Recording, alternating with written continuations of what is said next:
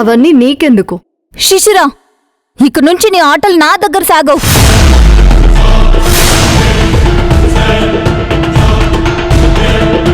నువ్వెవర్ని పెళ్లి చేసుకోవాలనుకుంటున్నావో నాకు తెలిసిపోయింది.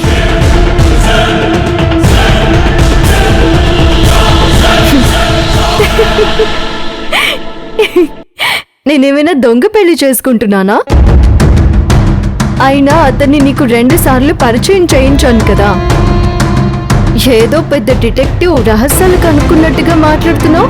నువ్వతన్ని పెళ్లి చేసుకోవడానికి వీల్లేదు.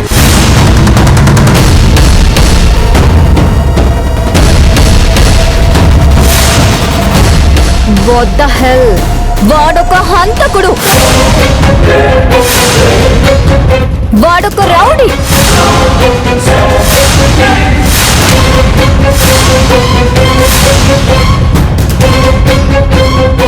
దందాలు చేస్తాడు. వాడొక నరరూప రాక్షసుడు, వీధి రౌడీ. నీ జీవితాన్ని నాశనం చేస్తాడు.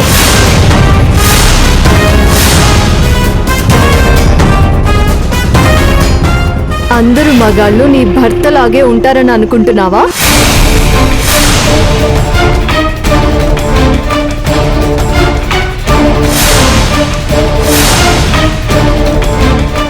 నా భర్త గురించి మాట్లాడే అర్హత నీకు లేదు.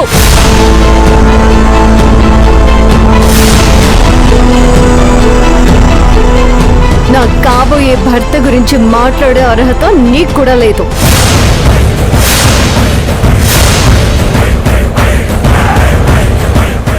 చూడు శిశిరా, నువ్వు సెలెక్ట్ చేసుకుంది తప్పుడు వ్యక్తిని. తప్పుడు దారిలో వెళ్తున్నావు. నా మాట విను.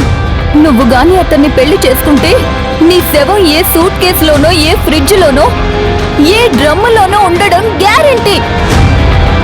అతని గురించి నీకు తెలియడం లేదు. ముందు నీకే నా గురించి తెలియడం లేదు.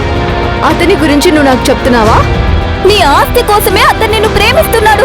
నీలాంటి పాడు బుద్ధి నా కాబోయే భర్తకి లేదు.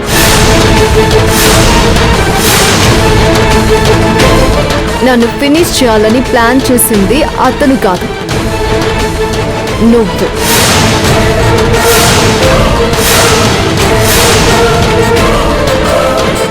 నా ఆస్తి కొట్టేయాలని చూస్తుంది అతను కాదు, నువ్వు.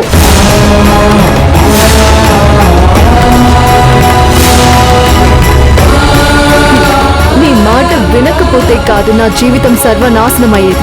నీ మాట వింటేనే నా జీవితం సర్వనాశనం అవుతుంది. నేను వచ్చిన దగ్గర నుంచి చూస్తూనే ఉన్నాను. నా అన్ని ఆశలకి నువ్వు అడ్డు పడుతూనే ఉన్నావు.